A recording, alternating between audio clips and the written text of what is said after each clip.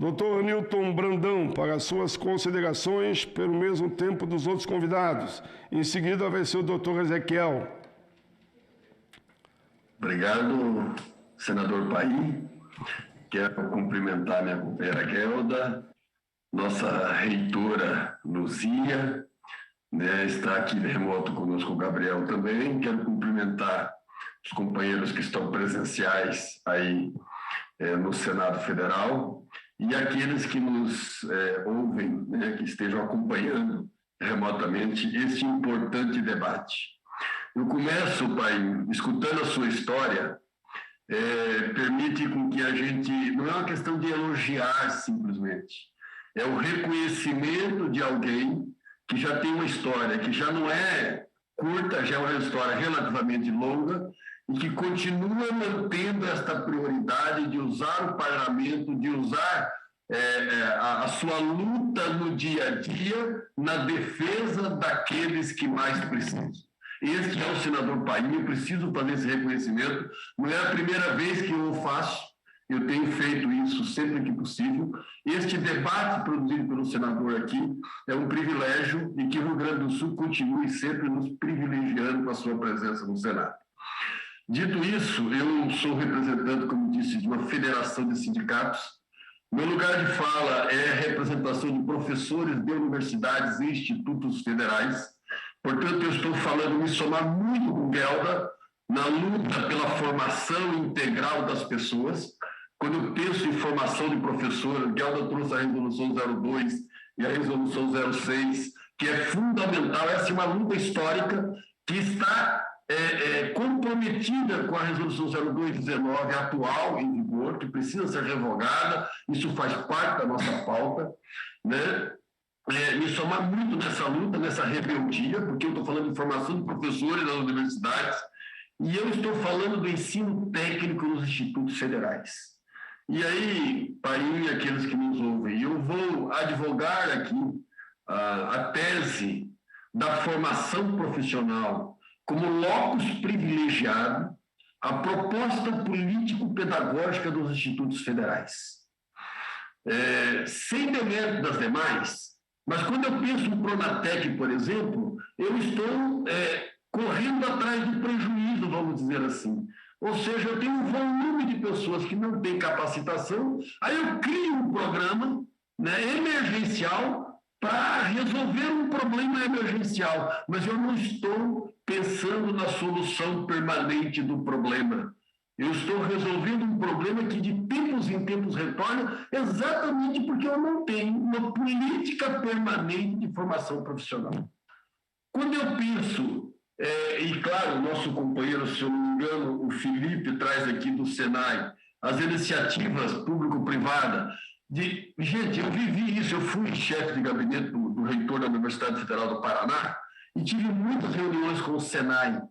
São empresas que vivem de dinheiro público. Eu não estou fazendo mérito aqui. Não quero julgar o mérito da coisa. É outro debate a ser feito. Mas o fato concreto é que eu estou trabalhando com a deficiência que não foi resolvida ao longo do tempo, porque a formação não está dando conta disso. Dito isso, eu quero dizer que a melhor proposta de formação profissional está demonstrada para o Brasil desde 2008, com a criação da Rede Federal de Ensino Técnico e Tecnológico. A professora Luzia trouxe aqui um pouco histórico, claro, vamos nos orgulhar do Milo Peçanha, né, que é a nossa origem e tal, mas os institutos federais, eles têm uma concepção político-pedagógica que eu digo que é uma das mais avançadas do país. Por quê? Porque ela está centrada numa perspectiva de interiorização. Ele foi concebido, quero dizer, o Projeto de Federação participou desse debate, professora Luzia, lá no seu nascedouro. O Projeto de Federação trabalhou intensamente na discussão, no caso das universidades, do reúne, da interiorização das universidades. Fizemos críticas sérias que demonstraram verdadeira na época, mas apoiamos, porque queremos que o ensino vá para o interior, que o jovem não tenha que se deslocar para grandes capitais. E quando se discutiu institutos federais, se discutiu a questão de preenchimento de vazios educacionais. Por isso que eles foram concebidos com as reitorias nas capitais, mas prioritariamente em campos do interior, onde a educação não chegava, que foram chamados vazios educacionais. É por isso, pai, que uma das pautas dos projetos de federação é algum incentivo dos professores para ficar em lugares que estão abandonados, às vezes até o acesso é difícil. Às vezes, no norte do país, você tem que pegar um carro, andar por estrada de chão, depois pegar um barco, ficar não sei quantas horas dentro do barco, depois pegar um carro de novo para chegar numa cidade que não é pequena, às vezes 30, 40 mil habitantes, mas que está lá no meio do sertão, lá no meio da mata, que precisa de suporte. E é lá que a educação tem que chegar.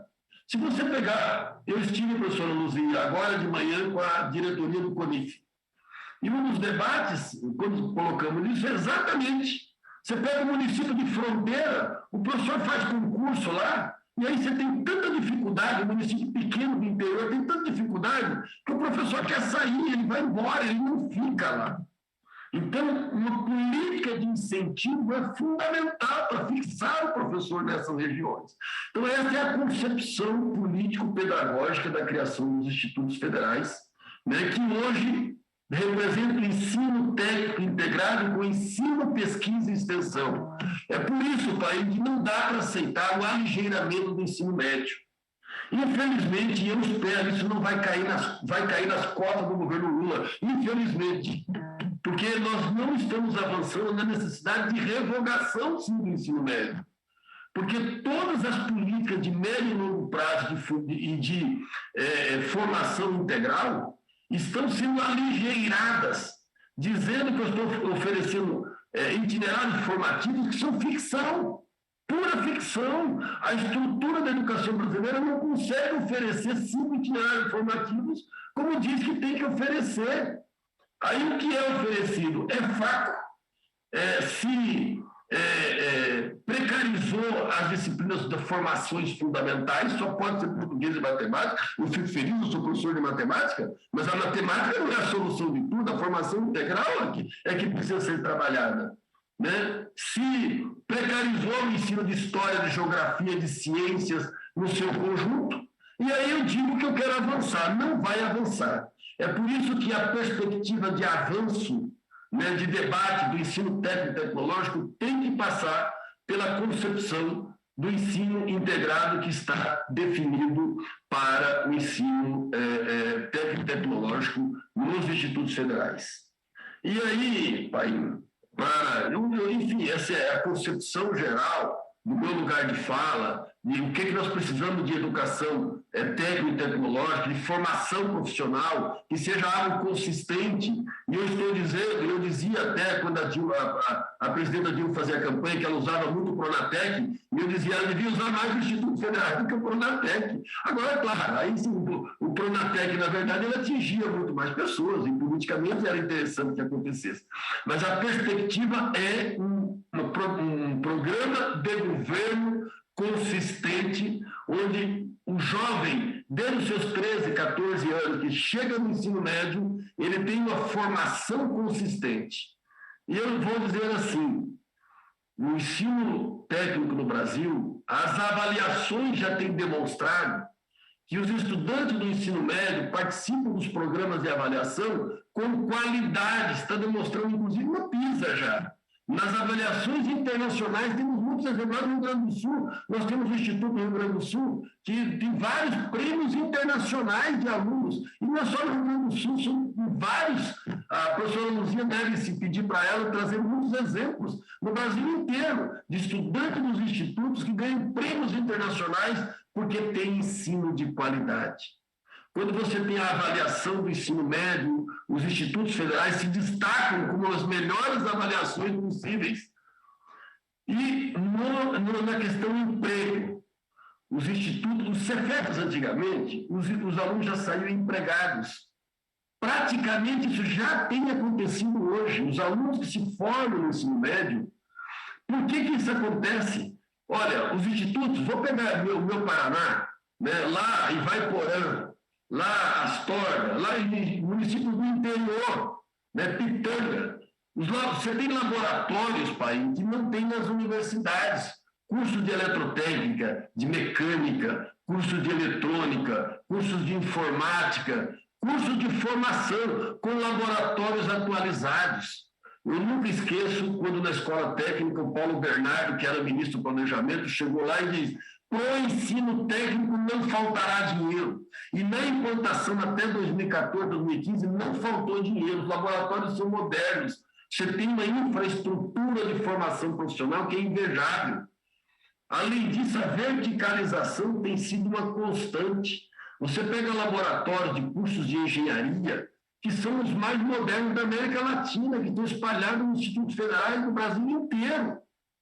Portanto, essa é uma formação consistente que verticaliza. O aluno chega lá e entra com o FIC, ele, olha que escola legal, eu posso fazer aqui um curso profissional. Aí o filho dele vem lá para o ensino médio.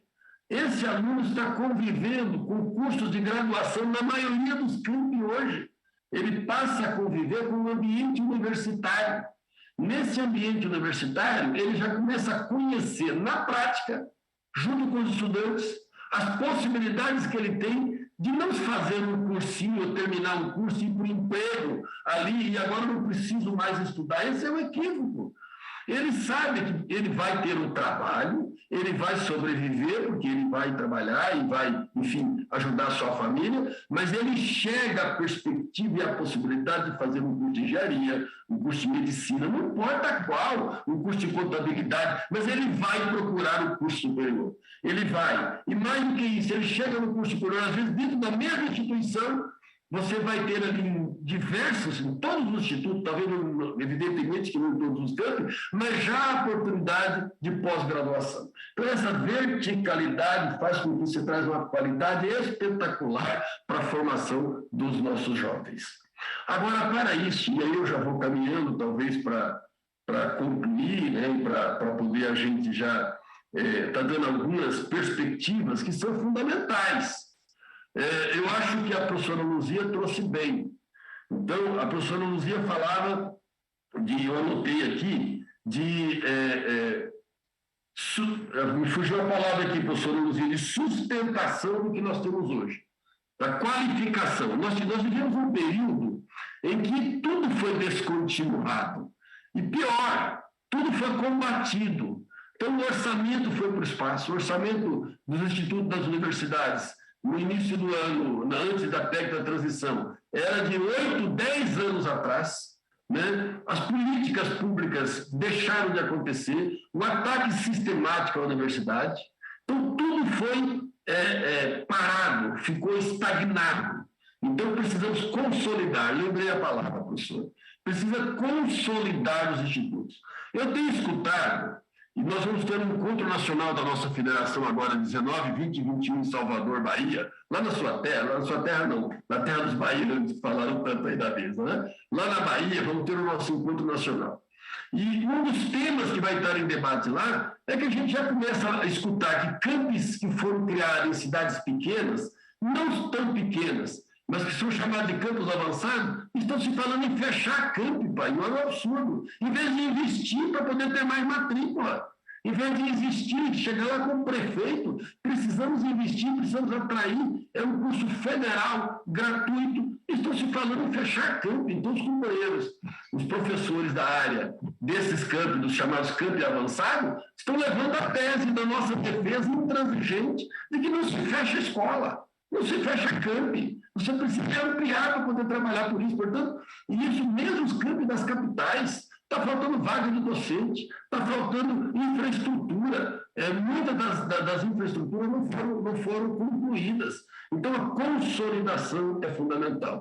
Eu não posso deixar de dizer aqui, na nossa pauta geral, pai, que a gente quer negociar com o governo, o MGI, o Ministério do EC, com o MEC, os professores federais têm uma defasagem salarial, mesmo com os 9% hoje, de 32,56% em relação ao seu salário de 2015, que foi o último acordo assinado pela federação. Pensando a inflação até o final do ano, eu estou falando de uma perda salarial de aproximadamente 35%. Não dá para a gente não ter no governo Lula agora eu vejo não nem falando mais de ganho salarial. Eu estou falando de recomposição salarial, porque se você não que trabalhar o incentivo ao profissional. Se você não investir no profissional, ele é o principal sujeito, o principal elemento da formação. Então, nós estamos com a perda salarial de 45,52%. Com os reajustes que a gente tem, estamos caindo para 32,56%. Precisa ter orçamento para a valorização dos professores no próximo ano. A gente, a partir daí, tem que pensar em ampliação. Nós tivemos no MEC com o Getúlio. O projeto lá inicial era ter no mínimo 1.000 campi. A professora Luzia trouxe para nós aqui, né, 780, enfim, tem alguns números que falam em 752, né, mas lá o projeto inicial era 1.000 municípios atendidos com escolas, com campi do Instituto Federal. Precisamos trabalhar, sim, a ampliação, as universidades precisam ir para o interior. E aí, pai, eu esqueci de um detalhe importante. Por que é importante o interior? Os institutos têm uma questão muito característica, ele não pode criar qualquer curso. O Instituto está definido que para criar um curso ele precisa trabalhar com os arranjos produtivos locais. Ele precisa chamar a prefeitura, o prefeito, os vereadores, os empresários do local e dizer que curso é importante para esta região, não é para o município, para a região, para aquele entorno. Por quê? Aí onde tem lá, por exemplo, a Clabin, papel e celulose, você tem curso de vestuário, informação técnica nessa área. Foz do Iguaçu, curso do turismo, áreas de turismo, região madeireira, você tem curso específico de tal sorte que esses estudantes, e esses cursos aí vai o técnico e vai a verticalização junto, de tal sorte que esses estudantes se formam no seu local, dentro da sua realidade e ficam, eles não vão para a capital e nunca mais voltam. Eles se tornam sujeitos de desenvolvimento nas suas áreas, junto com a sua família, junto com o produtor, junto com o empresário local. Essa é a construção que a gente tem que fazer. Então, a ampliação é fundamental para a interiorização. E os institutos, têm em torno de 80% de estudantes, o professor Luzia pode confirmar, com salário mínimo. De inclusão social. A inclusão social nos estudos é muito forte, porque ele está interiorizado. Lá você tem muito latifúndio, o cara tem o fazendeiro, mas a maioria é a população simples, que não tem acesso. Portanto, a inclusão social é uma marca predominante. É desta formação técnica que eu estou falando. Isso é um programa de governo necessário para ser implementado. E aí, para concluir, tem algumas políticas que aí, até para o senador pensar. O PL 8739, que trata dos PNAES, assistência estudantil, eu estou falando de alimentação. Nós vamos pensar restaurante universitário para o Instituto, doutora Luzia. Para o Brasil inteiro, tem que ter dinheiro para restaurante universitário. Não adianta eu incluir estudante para depois excluir, então não consegue comer. Eu estou falando de transporte, PNAES é para transporte. E o país falava de bicicleta, e que teve a bolsa lá. Se não tivesse essa bolsa, talvez não fosse o senador sentado nessa cadeira hoje discutindo conosco. Precisa ter a bolsa estudantil, a política estudantil. Nós tivemos agora no MEC, e a professora Denise nos disse que vão ampliar barbaramente bolsas, porque foram todas cortadas. Precisa ter bolsa de assistência estudantil. Mas essa é a nossa reivindicação, porque senão o estudante não consegue, ele precisa trabalhar às vezes, e mesmo com a bolsa ele desiste, porque ele precisa ajudar a família, e a bolsa não dá para ele, e a bolsa é para ele comer, é para ele ir para o transporte, é para ele se transportar, para ele estudar, enfim, é o mínimo necessário para ele, às vezes ele precisa até abandonar ainda, porque precisa ajudar a família, mas enfim, o PL 8739 do PNAES é fundamental avançar. Estou falando nesse projeto também de inclusão digital. Você toma nota da proposta. De 2018, que trabalha a questão de valorização dos profissionais. Aí entrou a questão dos salários, aí a Guelph trabalha muito a valorização dos profissionais que a CNT trabalha, que é fundamental também. O PLP 235, salvo engano, já está aprovado no Senado. É a questão do Sistema Nacional de Educação. Por que é importante dizer isso, Guelda? Porque nós estamos pensando que nós estamos discutindo o PNE, o novo PNE. Temos uma avaliação com bastante dificuldade de muitas políticas do Plano Nacional atual que não foram implementadas e precisamos aprovar, e nós, no Fórum Nacional Popular de Educação, estamos comprometidos com esse debate, com essa luta, junto com o nosso povo que está no FME hoje, né, professora Luzia? Que é para construir um novo o Plano Nacional de Educação. Não tem como pensar Plano Nacional de Educação se não pensar no Sistema Nacional de Educação. E, por fim, o PL 90 de 2018, que trata da questão do PNAE, que aí é a alimentação escolar especificamente. Enfim, são 15 segundos. implementadas políticas necessárias, né, e que nós, dos sindicatos, nós do país Federação, né, estamos comprometidos de ajudar a falar, como diz o nosso senador, a debater politicamente, desde que avança para a sociedade e para aqueles que mais precisam. E aí, Guelda, eu quero terminar com o que você disse. Dinheiro público para a educação pública. Dinheiro público é suado, é do trabalhador. Ele não pode servir como empresa de grupos privados sob o falso prognóstico de que vai estar ajudando quem mais precisa. Não é por aí que nós vamos avançar. Dinheiro público para a educação pública. Senador, muito obrigado a todos que nos ouvem. Eu estou no Proifes Federação, sente-se honrado pelo convite da Comissão de Educação e da Comissão de Direitos Humanos. Estamos sempre à disposição para fazer esse debate, para trazer propostas que entendemos são viáveis, né, e fazer um bom debate se tivermos dificuldades e precisar convencer os demais, junto com os senadores que acreditam numa sociedade melhor. Obrigado, senador. Grande presidente do Sindicato de Professores e Professores de Instituições Federais de Ensino Superior, Ensino Básico, Técnico e Tecnológico, professor Newton Brandão.